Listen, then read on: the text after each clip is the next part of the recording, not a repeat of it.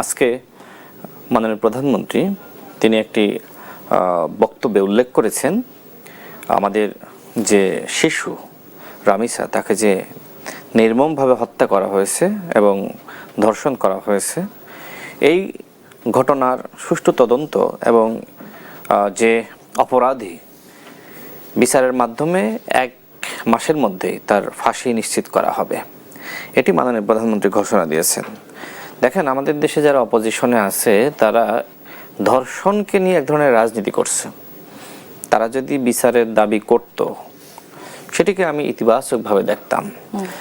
মাননীয় প্রধানমন্ত্রী যেখানে সেই ভুক্তভোগী পরিবারের বাসায় গিয়েছেন, বাংলাদেশের ইতিহাসে বিচারের দাবি করেছে যে 90 দিনের মাথায় তারা বিচার চায়। যেদিন হচ্ছে সোহেল গ্রেপ্তার হলো ওই দিনই এনসিপি 90 দিনের মাথায় বিচারের দাবি করেছে। কিন্তু মাননীয় প্রধানমন্ত্রী 1 মাসের মধ্যে বিচার করার অঙ্গীকার করেছেন। তার মানে কি? তার মানে ধর্ষণের বিরুদ্ধে এনসিপি জামাতের থেকে বিএনপি বেশি সোচ্চার। এবং আপনি নিশ্চয়ই আগের যে রাজনৈতিক ঐতিহ্য ছিল, শেখ হাসিনা যে ধরনের নোংরা ঐতিহ্য সৃষ্টি করেছিল যে ভিকটিম শেখ হাসিনার গণভবনে যাবে, আর বাংলাদেশের প্রধানমন্ত্রী জনাব তারেক রহমান তিনি ভিকটিমদের বাড়িতে যাচ্ছেন, এইটাই আসলে বাংলাদেশের পরিবর্তিত পরিস্থিতিতে রাজনীতি এবং সেই ইতিবাচক রাজনীতি বা জনগণের সেবা জনাব তারেক রহমান করছেন। আমি দৃঢ় আশা ব্যক্ত করছি যে এই সরকার ধর্ষণের বিরুদ্ধে তার যে অবস্থান সেটা ইতিমধ্যে ক্লিয়ার করতে পেরেছে। এবং এনসিপি জামাত যে রাজনীতি করছে, যেটি আমি পূর্বেই উল্লেখ করলাম, দেখেন তারা যদি একটি গঠনমূলক প্রতিবাদ করে সেটি অত্যন্ত গ্রহণযোগ্য। কিন্তু দেখলাম মাননীয় প্রধানমন্ত্রী যে সময় এই শিশু কন্যার বাড়িতে গেল ভিকটিমের পরিবারের সাথে সাক্ষাৎ করার জন্য, সেখানে পরিকল্পিতভাবে একটা গোষ্ঠী সেখানে ভুয়া ভুয়া স্লোগান দিয়েছে স্বরাষ্ট্রমন্ত্রী, আইনমন্ত্রী তাদেরকে কেন্দ্র করে। দেখেন, যেখানে 24 ঘন্টার মধ্যে আসামিরা গ্রেপ্তার হয়েছে, আইনমন্ত্রী বলেছে 7 দিনের মধ্যে তদন্ত শেষ করতে হবে। আজকে প্রধানমন্ত্রী বললেন যে 1 মাসের মধ্যে বিচার শেষ হবে, ফাঁসি হবে যে অপরাধী তার। সেখানে এই যে ভুয়া ভুয়া স্লোগান, এটা রাজনৈতিক উদ্দেশ্য প্রণীত এবং এটা অবশ্যই যারা বিরোধী শিবিরে রয়েছে তারাই পরিকল্পিতভাবে এই ধরনের ঘটনা ঘটিয়েছে যে বিএনপি সরকারকে দেশের জনগণ চাচ্ছে না। কেন বলছি? কারণ পরবর্তীতে আমরা দেখেছি যে জামাতের নেতৃবৃন্দ, এনসিপির নেতৃবৃন্দ এই ঘটনাকে পুঁজি করে রাজনীতি করেছে। তার মানে কি? এই ঘটনা তারা সৃষ্টি করেছে এবং তারা ধর্ষণের বিচার চায় না, তারা বিএনপি সরকারের পতন চায়। যে কোনো একটা ঘটনা পরিকল্পিতভাবে সেই ঘটনার সাথে নিজেদেরকে সম্পৃক্ততা রেখে বা একটা ঘটনা ঘটলে সেই ঘটনাকে রাজনীতিকরণ করে এই ধরনের নানান কিছু কিন্তু তারা করছে। তো যাই হোক, বাংলাদেশের মানুষ এখন অনেক সচেতন। মাননীয় প্রধানমন্ত্রীর প্রতি রামিসার বাবার যে আস্থা, বিশ্বাস, আপনি নিশ্চয়ই দেখেছেন তিনি বলেছেন যে আমার 1000 স্কোয়ার ফিটের এই বাড়ি 10,000 টাকা মাত্র ভাড়া, সেই বাড়িতে জনাব তারেক রহমান আসবেন আমি প্রত্যাশা করি নাই, কিন্তু আমার আস্থা ছিল যে তিনি আসবেন। অর্থাৎ আজকে 18 কোটি মানুষের যে আস্থা মাননীয় প্রধানমন্ত্রীর প্রতি, সেই আস্থা দেখে জামাত এবং এনসিপি নেতৃবৃন্দ তারা পাগল হয়ে গেছে। তারা আজকে গালিগালাজ শুরু করছে। আজকে নাসিরউদ্দিন পাটোয়ারিদের মাধ্যমে মাননীয় প্রধানমন্ত্রীকে যে 1/11 সরকারের সময় তার কোমর ভেঙে দেওয়া হয়েছিল সেটাকে কটাক্ষ করা হচ্ছে। আজকে বলা হচ্ছে, যেটা নাসিরউদ্দিন পাটোয়ারি বলল যে কন্যাকে দিয়েছে ফুটবলে আর তার স্ত্রীকে দিয়েছে হাসপাতালে আর নিজে বৃষ্টি বিলাস করছে। বাংলাদেশের মাননীয়, শেষ করি একটু, বাংলাদেশের মাননীয় প্রধানমন্ত্রী কোনো বৃষ্টি বিলাস করছেন না। তিনি প্রতি সপ্তাহে তিনি বিভিন্ন জেলায় ছুটে যাচ্ছেন, মানুষের কথাগুলো শুনছেন, তার পাশে একজন কৃষককে বসিয়েছেন। এর থেকে আর কি পরিবর্তন দেখতে চান? তিনি 9টা থেকে অফিস করছেন, ফ্যামিলি কার্ড, কৃষি কার্ড, এরপরে কৃষি ঋণ মৌকুব, সামাজিক নিরাপত্তামূলক বিভিন্ন কর্মসূচি তিনি হাতে নিয়েছেন। অর্থাৎ আজকে জনগণের যে রাজনীতি বাংলাদেশের মাননীয় প্রধানমন্ত্রী শুরু করেছেন, যেমনি ভাবে শহীদ প্রেসিডেন্ট জিয়াউর রহমান শুরু করেছিলেন, দেশনেত্রী বেগম খালেদা জিয়া যে রাজনীতি করেছেন, ঠিক একইভাবে একজন যোগ্য উত্তরসূরি হিসেবে সেই রাজনীতি আজকে জনাব তারেক রহমান করছেন। এই রাজনীতি দেখে আজকে জামাত ইসলাম এবং এনসিপি তারা কোনো রাজনীতি খুঁজে পাচ্ছে না, এই জন্য আজকে গালিগালাজের রাজনীতিকেই তারা বেছে নিয়েছে। আমি আসবো আবার আপনার কাছে। এই পর্যায়ে নজরুল ইসলাম ছোটন, আপনার কাছে একটু জানতে চাই যে গতকালে আমাদের স্বরাষ্ট্রমন্ত্রী বলেছেন যে পুলিশের পক্ষ থেকে দ্রুততম সময়ের মধ্যে চার্জশিট জমা দেওয়া হবে, বাকি বিচারের দায়িত্ব আইন বিভাগের। আসলে উনি এইটার মাধ্যমে কি মেসেজ দিতে চেয়েছেন? আমরা কি তাহলে আবারও সেই বিচারের রায় হওয়ার পরে বিচার কার্যকর কবে হবে সেই দিনটি গুনবো নাকি? ধন্যবাদ আপনাকে এবং ধন্যবাদ আমার সহ আলোচককে। দেখুন, বিচারের বাংলাদেশের যে কার্যবিধি রয়েছে ফৌজদারি আইন, সেখানে কিছু পদ্ধতি রয়েছে। আপনি দেখবেন যে আইনমন্ত্রীও একটি স্টেটমেন্ট দিয়েছেন যে আমাদের এই চার্জশিটটি দিতে হলে ডিএনএ রিপোর্ট লাগবে। ডিএনএ রিপোর্ট আসার জন্য 48 ঘন্টা থেকে 72 ঘন্টা সময় লাগে। কারণ হচ্ছে 24 ঘন্টার মধ্যেই আসামি অ্যারেস্ট হয়ে গিয়েছে, সার্কামস্টেন্সিয়াল এভিডেন্সগুলো অলরেডি সংরক্ষণ করেছে পুলিশ যারা ইনভেস্টিগেশনের দায়িত্বে আছেন। এখন শুধুমাত্র যদি ডিএনএ রিপোর্টটা চলে আসে, ডিএনএ রিপোর্টটা আসার পরেই যত দ্রুত ডিএনএ রিপোর্টটা আসবে তত দ্রুত চার্জশিট সাবমিট হবে। এবং আজকে আইনমন্ত্রী একটি কথা বলেছেন যে হয়তো আমরা এই বন্ধের আগে, ঈদের আগে হয়তো চার্জশিটটা সাবমিট হয়ে যাবে। তো যখন আমাদের চার্জশিটটা সাবমিট হয়ে যাবে সেক্ষেত্রে এটা বিচারের জন্য প্রস্তুত হয়ে যাবে। তখন নারী শিশু ট্রাইব্যুনালে খুব দ্রুত আপনি জানেন যে এই মামলাগুলো শেষ হয়ে যায়। যে সাক্ষ্য প্রমাণের ভিত্তিতে এটি যেহেতু একটি শুধু এটি নয়, আমি মনে করি শিশু হত্যা এবং ধর্ষণ এটা বাংলাদেশে প্রথম থেকে কিন্তু দ্রুত বিচার ট্রাইব্যুনালে বিচার হয়েছে। নারী শিশু ট্রাইব্যুনালগুলো শুধুমাত্র এই নারী শিশু ধর্ষণের বিচার হয় বা আরও যে প্রাসঙ্গিক অপরাধগুলো রয়েছে নারী কেন্দ্রিক, তা আমার মনে হয় এটি খুব দ্রুত বিচার শেষ হয়ে যাবে। হ্যাঁ, জনগণের মনে একটি প্রশ্ন অনেক সময় থেকে যায় যে আমরা বিচার শেষ করি কিন্তু ফাঁসি কার্যকর হয় না। আপনার যখন নিম্ন আদালতে সর্বোচ্চ শাস্তি ফাঁসি দেওয়া হয় তখন এই ফাঁসি কনফার্মেশনের জন্য হাইকোর্ট ডিভিশনে যেতে হয়। হাইকোর্ট ডিভিশনে গেলে সেক্ষেত্রে অনেক সময় আমরা দেখি যে কিছু দীর্ঘসূত্রিতা দেখা যায় অনেক সময়। কিন্তু যদি বাংলাদেশের মাননীয় প্রধান বিচারপতি মনে করেন যে উনি এই শিশু ধর্ষণের বিচারগুলো খুব দ্রুত শেষ করবেন, তাহলে তিনি স্পেশাল বেঞ্চ করে দিতে পারবেন এবং স্পেশাল বেঞ্চে এই মামলাগুলো খুব দ্রুত শুনানি করে বিচারের একদম পর্যাপ্ত শেষ করে ফাঁসি কার্যকর করা যাবে। এখানে যদি আদালতের রায় কোনো অপরাধীর ধরেন সর্বোচ্চ মৃত্যুদণ্ড হলো, সর্বোচ্চ সাজা হলো মৃত্যুদণ্ড, সরকার কি চাইলেই সাথে সাথে সেটি কার্যকর করতে পারে? না, কারণ হচ্ছে বিচারের আমাদের অনেকগুলো ধাপ রয়েছে। আপনি একজন ভিকটিমের যেমন বিচার পাওয়ার অধিকার রয়েছে, একজন আসামিরও বিচার পাওয়ার অধিকার রয়েছে। আমাদের যে ফৌজদারি কার্যবিধি রয়েছে সেটা হচ্ছে নিম্ন আদালত যখন তাকে সাজা দিবেন অথবা যদি উনি খালাস পান, সাজা দিলে ওনাকে আপিলের সুযোগ দিতে হবে। সেই হাইকোর্ট ডিভিশনে সে আপিলের শুনানি হবে। আপিলের শুনানি শেষে যদি উনি আপিল বহাল থাকে, ওনার রায় বহাল থাকে, তাহলে উনি আবার হাইকোর্ট ডিভিশনের থেকে আমি অ্যাপিলের ডিভিশনে যাবেন। অ্যাপিলের ডিভিশন থেকে শেষ পর্যন্ত ছায়া হচ্ছে বাংলাদেশের রাষ্ট্রপতির কাছে। এই যে একটি প্রক্রিয়া, এটি হচ্ছে বিচারিক প্রক্রিয়াকে আপনাকে ফলো করতে হবে যে তাকে সর্বোচ্চ লেভেলে যদি কোনো সম্ভাবনা থাকে ওনাকে সেই পর্যন্ত শুনানি এবং বিচারের ওনাকে মুখোমুখি হওয়ার সুযোগ দিতে হবে। বাংলাদেশের যে আন্তর্জাতিক যে আইন রয়েছে সেই আইন অনুযায়ী কিন্তু এই প্রক্রিয়াগুলো ফলো করতে হয়।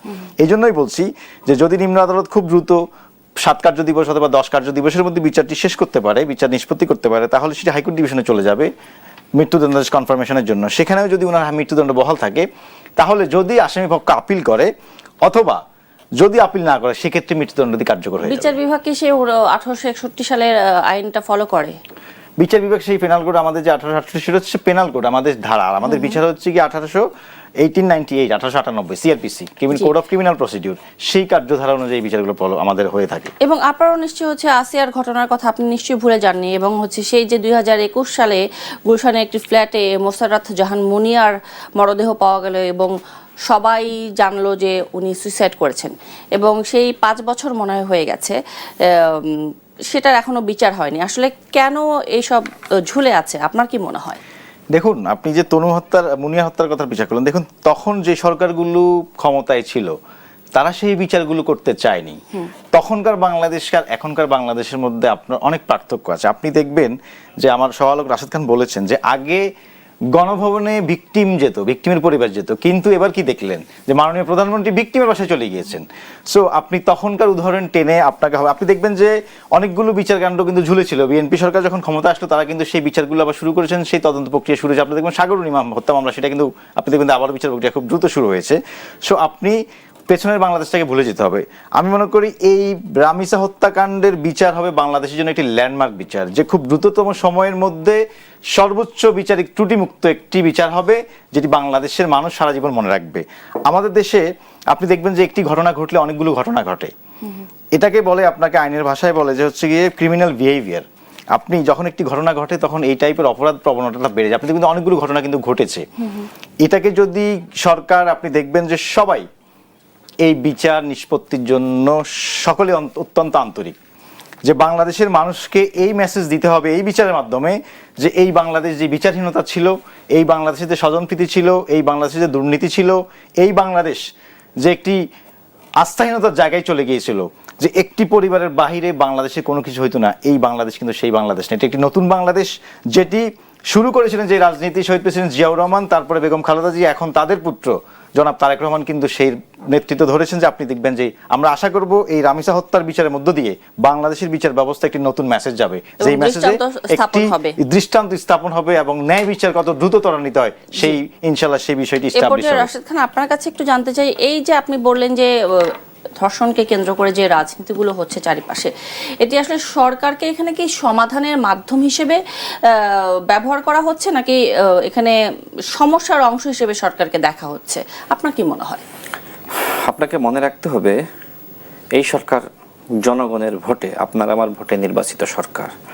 সুতরাং সরকারকে সমস্যার মাধ্যম হিসেবে দেখার কোনো সুযোগ নাই, বরং এই সরকার সমাধান করবে। কিন্তু এই ধর্ষণ যে একটি সমস্যা, এই সমস্যার সাথে সরকার জড়িত, সরকারের লোকজন জড়িত, সেটি দেখানোর চেষ্টা করছে জামাত এবং এনসিপি। আমি আগেই বলেছি যে তারা ধর্ষণের বিচার চায় না, তারা ধর্ষণকে নিয়ে এক ধরনের রাজনীতি করছে। জামাত এবং এনসিপি চায় বাংলাদেশে আরো ধর্ষণ হোক, এবং তাদের বক্তব্যগুলো যদি আপনি খেয়াল করেন, তাদের নেতারা বলছে যে বিএনপির কোন এক নেতা নাকি সে কোনো একটা জায়গায় বা গ্রামে গিয়েছে, বলছে যে এখানে আমার কচি নারী বা মেয়ে দরকার, এ ধরনের একটা কথা তারা বলছে। আমি জানি না আসলে বিএনপির কোন নেতার কথা বলছে। দেখেন, বিএনপি একটি বড় দল, বিএনপির কোনো একজন নেতা বা কর্মী যদি অপরাধ করে, বিএনপি তার বিরুদ্ধে সাংগঠনিক ব্যবস্থা গ্রহণ করে। কিন্তু জামাত ইসলাম এমন একটি দল, তাদের নেতারা অপরাধ করলে বরং আরো বেশি পুরস্কৃত করে। ওই যে আমির হামজা, দেখেন না নারীদেরকে নিয়ে কি ধরনের মন্তব্য করেছে।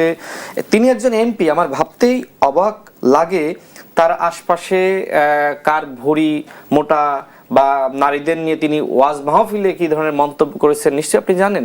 এই আমির হামজা বলেছিল যে আমার 14 গোষ্ঠী আওয়ামী লীগ, খোঁজ নিয়ে দেখ তোরা। ওয়াজ মাহফিল বলে নাই, সেই আমির হামজা এখন বলে যে আমি কখনো আওয়ামী লীগ করি নাই। মানে এছাড়া আরো বলেছিল যে যে জননেত্রী শেখ হাসিনার বিরুদ্ধে যাবে সে জাহান্নামে যাবে, এই ধরনের একটি বক্তব্য সে বলেছিল। আজকে জামাতের এমপি কারা? এই আমির হামজারা, যারা শেখ হাসিনার দোসর ছিল, যারা আওয়ামী লীগের দোসর ছিল। আজকে যারা রোজা এবং পূজাকে এক মনে করে, তারা কিভাবে ইসলামিক দল হয় সেটি আমার প্রশ্ন। দেখেন, আমরা কখনোই কিন্তু রোজা এবং পূজাকে এক মনে করি না, কারণ রোজা আমাদের এমন একটি বিষয়, সেই সেনসিটিভ বিষয়টিকে আপনি পূজার সাথে কিভাবে মেলান? এত বড় জঘন্য অপরাধ করার পরেও আইনজীবী শিশির মনির তিনি কিভাবে জামাতের নমিনেশন পান? আবরার ফাহাদের খুনিদের পাশে দাঁড়ানোর পরেও তিনি কিভাবে জামাতের নমিনেশন পান, সেটি নিয়ে কিন্তু প্রশ্ন থেকে যায়।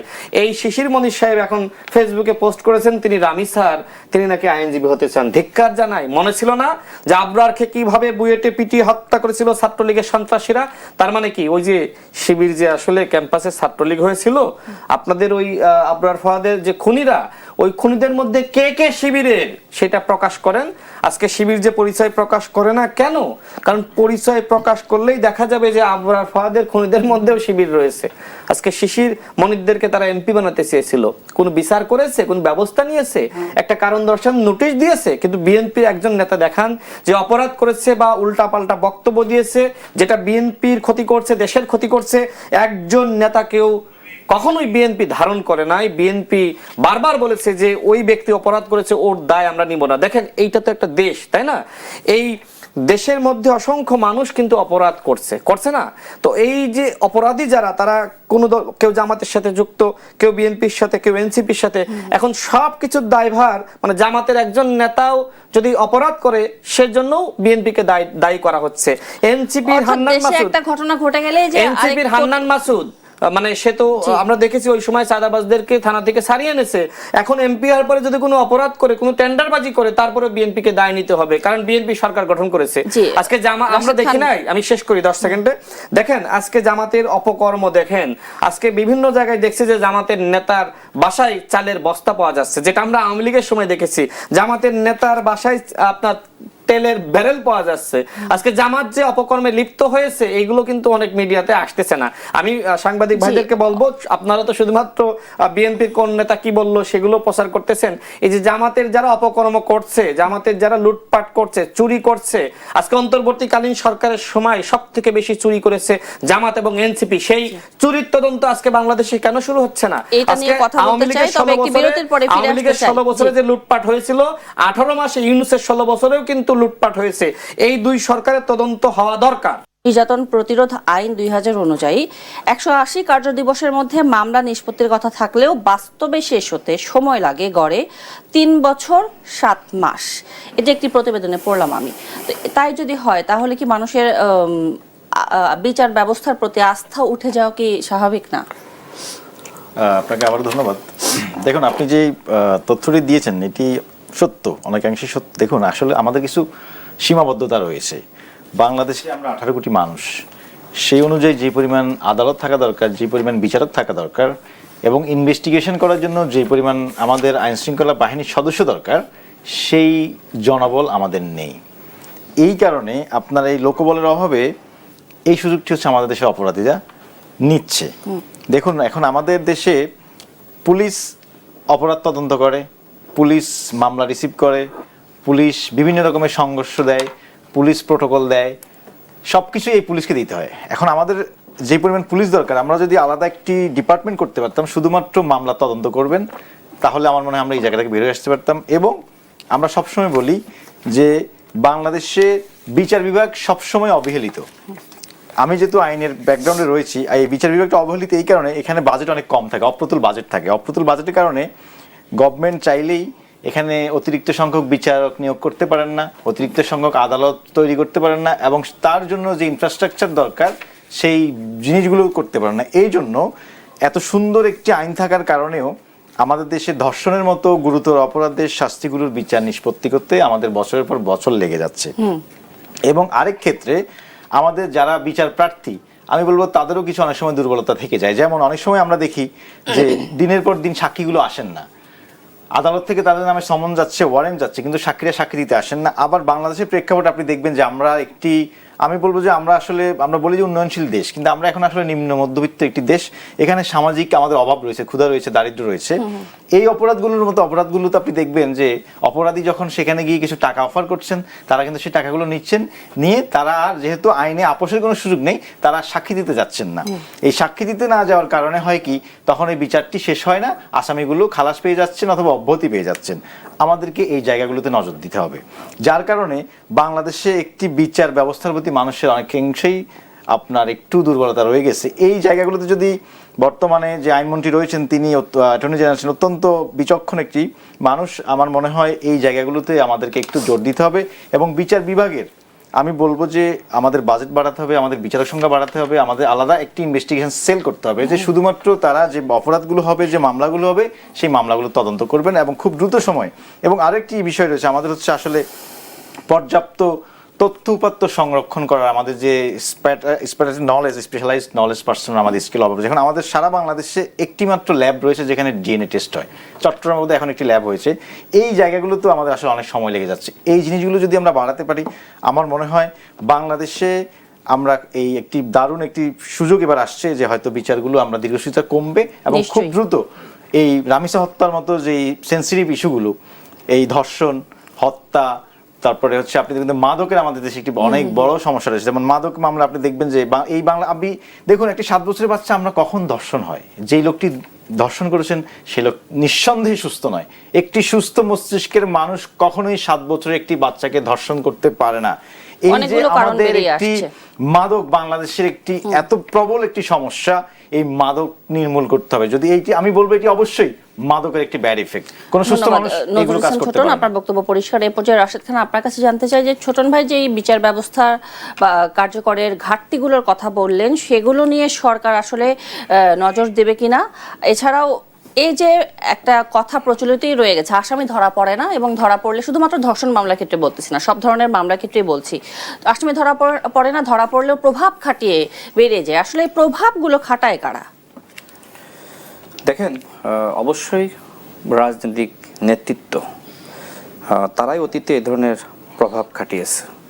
তবে বিএনপি সরকার দায়িত্ব নেওয়ার পর থেকে আমাদের স্বরাষ্ট্রমন্ত্রী, আইনমন্ত্রী তারা যৌথভাবে কিন্তু আইনের শাসন প্রতিষ্ঠার জন্য কাজ করছে। আমি আগেই বলেছি, জামাত এবং এনসিপি চাচ্ছে বাংলাদেশে ধর্ষণ বাড়ুক, বাংলাদেশে অপরাধ বাড়ুক, কারণ এই বিষয়গুলোকে নিয়ে তারা আসলে এক ধরনের রাজনীতি করতে পারবে এবং সেই রাজনীতি করার জন্যই আজকে তারা কিন্তু দেখবেন যে তাদের যে বিচারের দাবিতে যে কর্মসূচি, সেখানে যতটা না বিচারের কথা বলে তার থেকে বেশি বিএনপির বিরুদ্ধে মিথ্যাচার করে এবং বিএনপিকে পতন করার হুমকি দেয়, 16 দিনে ফেলিয়ে দিবে, নানান কথাবার্তা তারা বলে এবং গণ অভ্যুত্থানের হুমকি দেয়। মানে গণ অভ্যুত্থান এমন সস্তা জিনিস, জামাত ইসলাম ডাকলেই মনে হয় লাখ লাখ মানুষ চলে আসবে। এই যে নাসিরউদ্দিন পাটোয়ারি, সে কয়েকদিন আগে একটি বক্তব্য সে জাতির সামনে হাজির করলো যে মির্জা আব্বাস সাহেবের সহধর্মিণী, সেখানে নাকি আপনার কোথায় নাকি নির্বাচন কমিশন অফিসে 5 থেকে 6 হাজার মানুষ নিয়ে গিয়েছে। সে বলছে আমি চাইলে সেখানে 1 লাখ থেকে 50,000 মানুষ জড়ো করতে পারতাম, রক্তপাত হবে, এই জন্য আমি আমার নেতাকর্মীদেরকে ডাকি নাই। আমি অবাক হয়ে গেলাম যে কিছুদিন আগে ইসাক সরকারের সাথে নাকি আপনার প্রায় 3,000 নেতাকর্মী এনসিপিতে যোগদান করেছে। তাহলে এই যে নাসিরউদ্দিন পাটোয়ারিকে ডিম নিক্ষেপ করা হলো, তারপরে ইনস্ট্যান্ট যে কর্মসূচি মানে এনসিপি গতকাল পালন করলো, সেখানে তো 100 মানুষও হয়নি।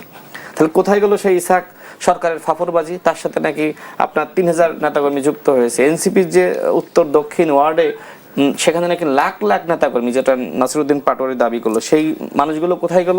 আজকে এইভাবে আজকে আপনি যেটি বললেন যে তাহলে বাংলাদেশের পরিবর্তন কোথায় হবে, যেখানে আসলে শেষ করি, যেখানে আসলে মানে ইয়াবাখোর পাটোয়ারির মতন মানুষেরা বাংলাদেশের নেতা হচ্ছে, সেখানে এই দেশের পরিবর্তন কোথায় হবে? আজকে দেখেন আমরা গভীর আস্থার জায়গা হচ্ছে দেশের আইন শৃঙ্খলা ও বিচার ব্যবস্থা। সেখানে আমরা সবসময় দেখতে পাই যে একটি পক্ষ সেটিকে ভয়াবহভাবে নষ্ট করার চেষ্টা করছে, ভায়োলেট করার চেষ্টা করছে। সরকার কি এটা টের পায় কিনা? দেখেন, সরকার তো অবশ্যই এই বিষয়গুলো টের পাবে না কেন? সরকারে যারা আছে তারা তো বিচক্ষণ। তবে আমি আরেকটি কথা বলি, আপনার এই টকশো চলাকালীন সময়ে দেখলাম জামাতের যিনি সেক্রেটারি জেনারেল মিয়া গোলাম পরোয়ার, তিনি আজকে যে বক্তব্য দিয়েছেন, অত্যন্ত মানে কি বলবো, এই বক্তব্য শুনে মনে হয়েছে যে তিনি আসলেই প্রকৃতপক্ষে নাসিরউদ্দিন পাটোয়ারির বড় ভাই। তিনি বলেছেন যে বিএনপির প্রতি আল্লাহ অসন্তুষ্ট, তাই দেশে রোগ বালাই ও সংকট বাড়ছে। মানে এইটা কোনো মানে একজন রাজনীতিবিদ বলতে পারে কিনা সেটি নিয়ে আমার সন্দেহ আছে। হ্যাঁ, সেটাই তো কথা। এখন বিএনপির প্রতি আল্লাহ অসন্তুষ্ট, এইটা তিনি আসলে কিভাবে বুঝলেন? এই যে ধর্ম নিয়ে রাজনীতি যেটা জামাত ইসলাম করে, এই রাজনীতি করার কারণে আল্লাহ যে নারাজ হচ্ছে না, তার নিশ্চয়তা কি? আমি জামাত ইসলামকে বলবো, এই ধরনের মুনাফিকের রাজনীতি বন্ধ করেন। কথায় কথায় ইসলাম, কথায় কথায় ধর্ম, কথায় কথায় আল্লাহকে আপনারা যেভাবে হাজির করেন আর আপনারা ইসলামিক ব্যাখ্যা দাঁড় করান, কোরআন সুন্নাহর আলোকে কথা বলেন। একটা ঘটনা নিশ্চয়ই আপনি দেখেছেন যে জামাতের একজন এমপি মাসুদ ভাই, তিনি তার একটি বক্তব্যে বললেন যে বউয়ের চিকিৎসা আগে নাকি বাইতুল মালের চাঁদা আগে? বউয়ের জন্য তোমরা 2 লাখ টাকা পর্যন্ত খরচ করে ফেলাও, কিন্তু বাইতুল মালের মাত্র 5,000 টাকা চাঁদা দাও না। এইটাই কি তোমাদের ইসলামের প্রতি, ধর্মের প্রতি, দলের প্রতি ভালোবাসা? এরপরে তিনি কোরআনের বিভিন্ন আয়াত তেলাওয়াত শুরু করলেন। এই যে আপনার মাসুদরা আজকে যেভাবে ইসলামের অপব্যাখ্যা করছে, আজকে ইসলামী রাজনীতির নামে ভণ্ডামি করছে, এই জন্য আমি বলি যে জামাত ইসলাম কোনো ইসলামিক দল নয়, বরং জামাত ইসলাম আজকে ইসলামের নাম নিয়ে প্রতারণা, ভণ্ডামি, মুনাফিকি এবং জাতির সাথে গাদ্দারি করছে। আজকে মিয়া গোলাম পরোয়ার যে ধরনের বক্তব্য দিয়েছে, তার বক্তব্য শুনে মনে হয়েছে যে তিনি আসলে এই নাসিরউদ্দিন পাটোয়ারিদেরকে তৈরি করছেন এবং তিনি পিছন থেকে এদেরকে পৃষ্ঠপোষকতা করছেন। জি, ধন্যবাদ আপনাকে রাসেল খান আপনার বক্তব্যের জন্য। এই পর্যায়ে নজরুল ইসলাম ছোটন, আপনার কাছে জানতে চাই, এই যে আপনি আইনে আসলে অনেকগুলো ধারার কথা বললেন, এত তারা মনে হয় বাংলাদেশের আকাশেও দেখা যায় না। তো এই ধারাগুলো আসলে পরিবর্তন সামনে হবে কিনা? আপনি কি মনে করেন যে এই সরকার সেটি হস্তক্ষেপ করবে কিনা? দেখুন, বাংলাদেশে অনেক সুন্দর সুন্দর আইন রয়েছে, অনেক আইন রয়েছে, কিন্তু আসলে আমরা আইনগুলো প্রয়োগ করতে পারি না। আমি আগেই বলছি যে আমাদের লজিস্টিক সাপোর্টের অভাব রয়েছে। এবং আপনি দেখুন, আমরা ঢাকার রাস্তায় ট্রাফিক একটি নতুন সংযোজন হয়েছে, এআই ক্যামেরা দিয়ে এখন বলছে যে অটোমেটিক মামলা হয়ে যাবে। আপনি দেখবেন যে ঢাকার রাস্তার চিত্র কিন্তু অনেকটা চেঞ্জ হয়ে গিয়েছে। তা আমার মনে হচ্ছে এরকম বাংলাদেশের আইনগুলোর সাথে যদি এরকম প্রযুক্তির ব্যবহার করা যায়, তাহলে আমার মনে হচ্ছে আমরা খুব দ্রুতই আমরা এর ফলাফল পাবো। এবং একই সাথে শুধু আইন করলেই হবে না, আমাদের আসলে আইন নিয়ে জনসচেতনমূলক কার্যক্রম অপর্যাপ্ত, আমি নাই বলবো না, অপর্যাপ্ত রয়েছে। এবং আমাদের দেশের মানুষের আসলে আইন না মানার একটি সংস্কৃতি রয়েছে। এবং আমি সবসময় বলি একটি কথা, যে আমাদের দেশের বাংলাদেশের মানুষের একটু মনোজাগতিক সমস্যাও রয়েছে। আমরা একটু সুযোগ পেলেই আমরা আসলে নীতি নৈতিকতার মধ্যে থাকি না, যেটির এখন একেবারে পর্যাপ্ত উদাহরণ হচ্ছে আপনি দেখবেন যে নাসিরুদ্দিনের মতো ইয়াং জেনারেশন যারা লিডার রাজনীতি করতে আসছেন, তারা কিন্তু সেই পুরনো ধারার রাজনীতিকে ক্যারি করছেন। যদি এই মনোজাগতিক সমস্যা না থাকতো, তাহলে নাসিরুদ্দিন পাটোয়ারির মতো ইয়াং যারা নেতৃত্ব, আমরা যারা আশা করেছিলাম যে 24 পরবর্তী একটি সুন্দর বাংলাদেশ হবে, যেখানে দোষারোপের রাজনীতি থাকবে না, যেখানে থাকবে সমালোচনা, যেটি প্রকৃত অর্থেই সমালোচনা, সরকার যদি ভুল করে সেই সমালোচনা ধরিয়ে দিবেন। কিন্তু আমরা দেখছি সেদিকে না, তারা কাদা ছুঁড়ি করছেন, সেই পুরনো একটি ইস্যুকে রাজনৈতিক ইস্যু বানাতে চাচ্ছেন। যেই রাশেদ খান বলেছেন যে এই ধর্ষণকে কেন্দ্র করে তারা কিন্তু রাজনীতি করছেন, সরকারকে অজনপ্রিয় করে তোলার একটি চেষ্টা চালাচ্ছেন। আমার মনে হয় এই জায়গাগুলো থেকে বাংলাদেশকে বের হয়ে আসতে হবে। এবং এই ইয়াং জেনারেশন, আমরা যদি বলি জেনজি এবং আলফা, জেনারেশন আলফা, আমার মনে হয় এই জিনিসগুলো বুঝতে পারবেন যে আসলে বাংলাদেশকে আমরা কোন দিকে নিতে চাই।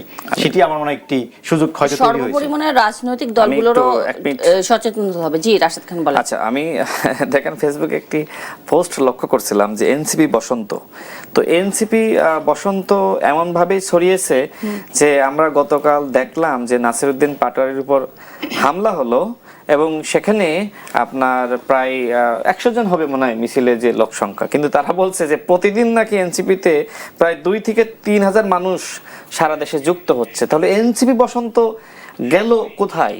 অনেকে হয়তো এই যে জামাতি ফলোয়ার নাসিরুদ্দিন পাটোয়ারিকে জামাতটা ফলোয়ার করে শেষ করে দিচ্ছে।